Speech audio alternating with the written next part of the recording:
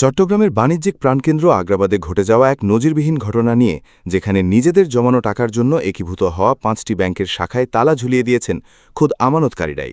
Banking খাতের ভেতরে আসলে কি চলছে এবং কেন এই পরিস্থিতি তৈরি হলো, তার এমন একটি অজানা দিক আমি উন্মোচন করব, যা জানলে আপনারা সত্যিই চমকে উঠবেন।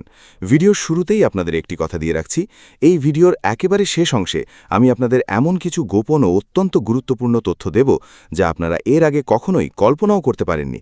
তাই ভিডিওটি এক মুহূর্তের জন্যও না টেনে একেবারে শেষ পর্যন্ত আমার সাথে থাকুন। দর্শক, আপনারা নিশ্চয়ই জানেন, মানুষের জীবনের সবচেয়ে ভরসার জায়গাগুলোর একটি হলো ব্যাংক। মানুষ তার জীবনের সব সঞ্চয়, মাথার ঘাম পায়ে ফেলা রোজগার, ভবিষ্যতে নিরাপত্তার জন্য ব্যাংকে জমা রাখে। কিন্তু সেই ব্যাংকই যদি আপনার জমানো টাকা ফেরত দিতে তালবাহানা করে, তখন আপনার কেমন লাগবে? ঠিক এমন এক ভয়াবহ এবং হৃদয় বিদারক পরিস্থিতির সৃষ্টি হয়েছে চট্টগ্রামের আগ্রাবাদ এবং খাতুনগঞ্জে। সোমবার সকালের দিকে চট্টগ্রামের বাণিজ্যিক এলাকা আগ্রাবাদ এক অভূতপূর্ব বিক্ষোভের সাক্ষী হল। সকাল 10টা থেকে 11টার দিকে আগ্রাবাদ অ্যাক্সেস রোড এবং বাদামতলী মোড়ে জড়ো হতে শুরু করেন শত শত ভুক্তভোগী আমানতকারী এবং গ্রাহক। তাদের চোখে মুখে চরম ক্ষোভ আর হতাশা। তাদের একটাই পরিচয়, তারা সবাই সম্মিলিত ইসলামী ব্যাংক আমানতকারী অ্যাসোসিয়েশনের সদস্য।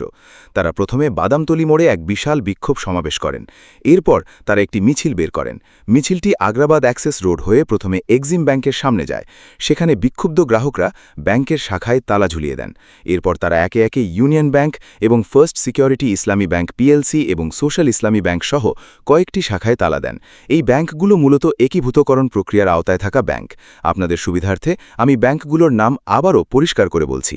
এই সম্মিলিত ইসলামী ব্যাংক নামে একীভূত হওয়া 5 ব্যাংক হল ফার্স্ট সিকিউরিটি ইসলামী ব্যাংক, গ্লোবাল ইসলামী ব্যাংক, ইউনিয়ন ব্যাংক, সোশ্যাল ইসলামী ব্যাংক এবং এক্সিম ব্যাংক। দর্শক, আপনারা একবার চিন্তা করুন, একজন সাধারণ মানুষ কতটা দেয়ালা পিঠ ঠেকে গেলে নিজের টাকা রাখা ব্যাংকে গিয়ে নিজের হাতে তালা মারতে পারে। এই বিক্ষোভ চলাকালে আন্দোলনকারীদের কণ্ঠে ধ্বনিত হতে থাকে তীব্র ক্ষোভের স্লোগান। তারা স্লোগান দিচ্ছিলেন, তুমি কে আমি কে, আমানতকারী আমানতকারী। তারা আরও বলছিলেন, হেয়ারকাট মানি না এবং আমানত নিয়ে টালবাহানা চলবে না চলবে না। শুধু তাই নয়, এই সময়ে শতাধিক গ্রাহককে অত্যন্ত আবেগপ্রবণ হয়ে একটি স্লোগান দিতে দেখা যায়, যা শুনলে যে কারোর বুক কেঁপে উঠবে। তারা বলছিলেন, ব্যাংকে আমার টাকা, আমি কেন রাস্তায়? সত্যিই তো, নিজের কষ্টার্জিত টাকা ব্যাংকে রেখে আজ কেন তাদের রাস্তায় নামতে হবে? এই বিক্ষোভ শুধু শাখায় তালা দেওয়ার বুদ্ধিই সীমাবদ্ধ ছিল না। গ্রাহকরা আগ্রাবাদে ওয়ার্ল্ড ট্রেড সেন্টারের সামনে মানববন্ধন করেন। সেখানে দ্বিতীয় তলায় সোশ্যাল ইসলামী ব্যাংকের শাখার সামনেও গ্রাহকদের বিক্ষোভ করতে দেখা যায়। পরিস্থিতি এমন পর্যায়ে পৌঁছায় যে নিচ তলায় একীভূত হওয়া ইসলামী ব্যাংকগুলোর একটি আঞ্চলিক কার্যালয়ের কাছে পুলিশ মোতায়েন করতে হয়। কিন্তু গ্রাহকদের ক্ষোভের আগুন এতই তীব্র ছিল যে এক পর্যায়ে বিক্ষোভকারীরা ওই আঞ্চলিক কার্যালয়েও তালা ঝুলিয়ে দেন, যার ফলে ভেতরে থাকা বেশ কয়েকজন ব্যাংক কর্মকর্তা কিছু সময়ের জন্য অবরুদ্ধ হয়ে পড়েন। এখন প্রশ্ন হলো, কেন এই পরিস্থিতি তৈরি হলো? আমানতকারীদের মূল দাবিগুলো আসলে কি? আন্দোলনকারী গ্রাহকরা অত্যন্ত স্পষ্টভাবে তাদের দাবিগুলো তুলে ধরেছেন। তাদের প্রধান দাবি হলো, আমানতের ওপর মুনাফা কেটে নেওয়া বা মুনাফা স্থগিত করার যে সিদ্ধান্ত নেওয়া হয়েছে তা অবিলম্বে বাতিল করতে হবে। ব্যাংকিং ভাষায় যাকে হেয়ারকাট বলা হচ্ছে, গ্রাহকরা তা কোনোভাবেই মেনে নিতে রাজি নন। তাদের দ্বিতীয় এবং সবচেয়ে গুরুত্বপূর্ণ দাবি হলো, তাদের জমানো টাকা ফেরতের পূর্ণ নিশ্চয়তা দিতে হবে। পাশাপাশি টাকা উত্তোলনের ক্ষেত্রে যে সীমা নির্ধারণ করে দেওয়া হয়েছে তা পুরোপুরি তুলে নিয়ে স্বাভাবিক লেনদেন চালু করতে হবে। গ্রাহকদের আস্থা ফেরাতে ব্যাংকগুলোকে কার্যকর পদক্ষেপ নিতে হবে। আন্দোলনকারীরা জানিয়েছেন, তারা হঠাৎ করেই রাস্তায় নামেননি।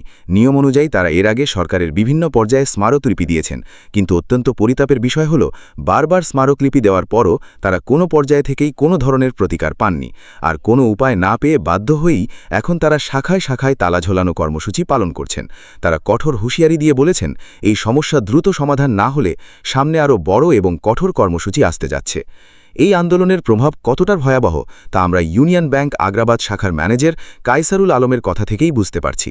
তিনি তার অসহায়তা প্রকাশ করে বলেছেন, সব গ্রাহক একসাথে টাকা তুলতে আসলে টাকা দেওয়া তো সম্ভব না। আমরা বিষয়টি ঊর্ধ্বতন কর্তৃপক্ষকে জানিয়েছি। আমার স্বাভাবিক লেনদেন চলছে, তবে আন্দোলনের কারণে স্বাভাবিক কাজ ব্যাহত হচ্ছে। তার এই বক্তব্য থেকেই বোঝা যায় যে ব্যাংকগুলো বর্তমানে কতটা তারল্য সংকটের মধ্য দিয়ে যাচ্ছে এবং গ্রাহকদের আস্থার সংকট কতটা চরমে পৌঁছেছে।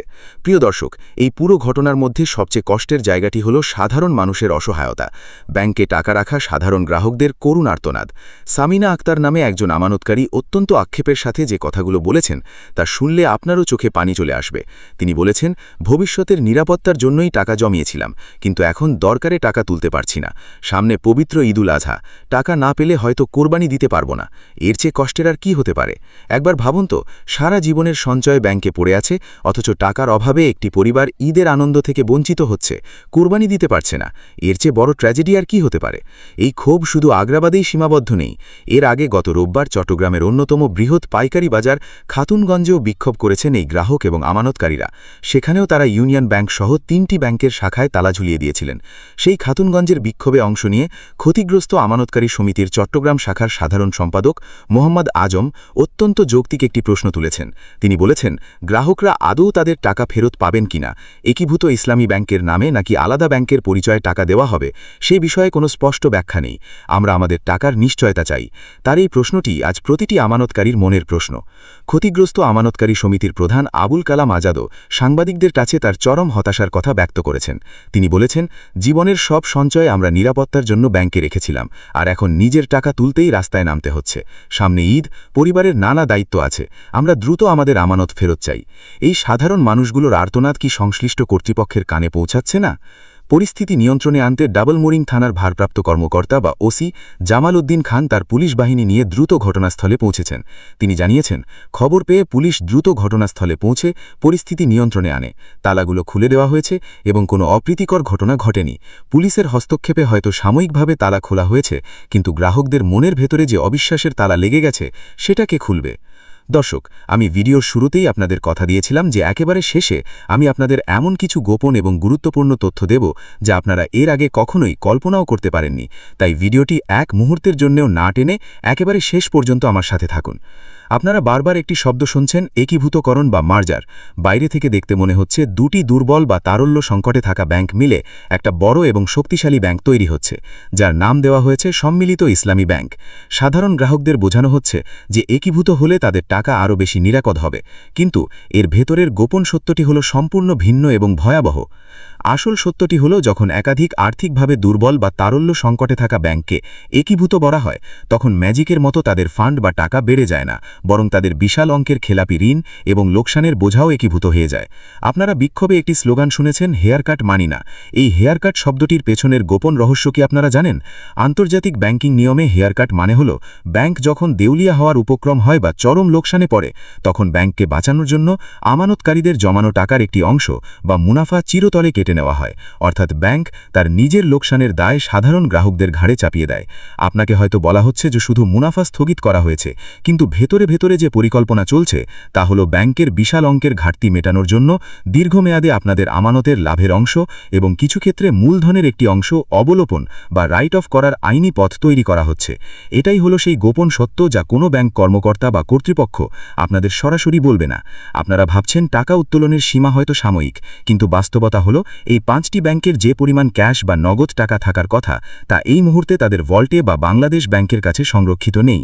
টাকাগুলো বিশাল বিশাল ঋণের নামে আগেই বের হয়ে গেছে, যা আর ফেরত আসছে না। তাই একীভূতকরণের এই পুরো প্রক্রিয়াটি আসলে সাধারণ আমানতকারীদের টাকা দিয়ে ব্যাংকের তৈরি করা বিশাল আর্থিক গর্ত ভরাট করার একটি সুকৌশল মাত্র। এই জন্যই মোহাম্মদ আজম বা আবুল কালাম আজাদের মতো গ্রাহকরা কোনো স্পষ্ট উত্তর পাচ্ছেন না যে তারা তাদের পুরো টাকা আদৌ ফেরত পাবেন কিনা।